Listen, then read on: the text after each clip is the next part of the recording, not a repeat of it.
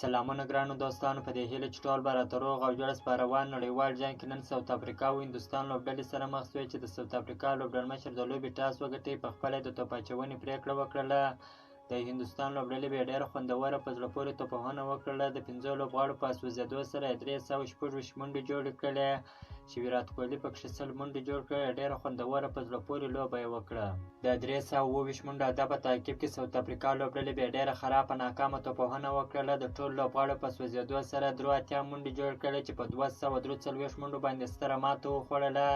د هندوستان لوبډلې لپاره جدیجا ډېره خوندوره په زړه پورې لوبه وکړله چې د ساوت افریقا 15 لوبغاړي وسوځوله. په نړیوال جنګ کې بیا د هندوستان لوبډله په ټاپ کې ده چې 8 لوبې یې کړې دي، 8 سره یې ګټلې دي، 14 پوینټه لري. پر دویم نمبر بیا ساوت افریقا ده چې 8 لوبې یې کړې دي، 6 یې ګټلې دي، 2 یې بایللې دي، 12 پوینټه لري. که وګورو د استرالیا لوبډلې هم په نړیوال جنګ کې 7 لوبې کړې دي چې 2 یې بایللې دي، 5 یې ګټلې دي، 10 پوینټه لري. سیمي فاینل ته ډېره نږدې شوې ده، خو نیوزیلند، پاکستان، افغانستان لوبډلې بیا په کشمکش کې سره لوبېدلې دي چې کومه لوبډله به سیمي فاینل ته وځي او د کومې لوبډلې چانس زیات دی.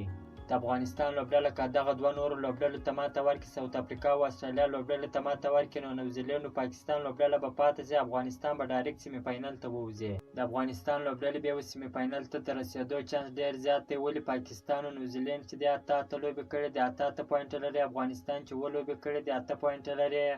افغانستان که دغه 2 لوبې وګټي نو ډایرکټ سیمي فاینل ته وځي. پاکستان او نیوزیلند که غواړي سیمي فاینل ته لارې پیدا کړي.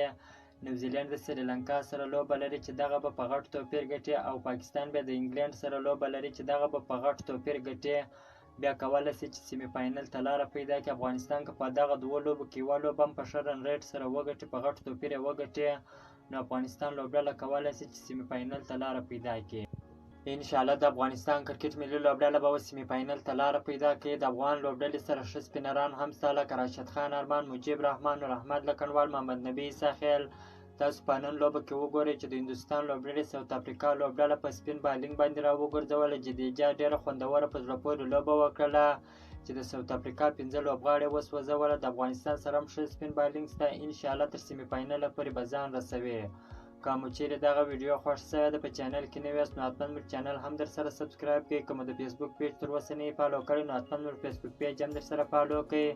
تر بلې ویډیو پورې د الله په امان.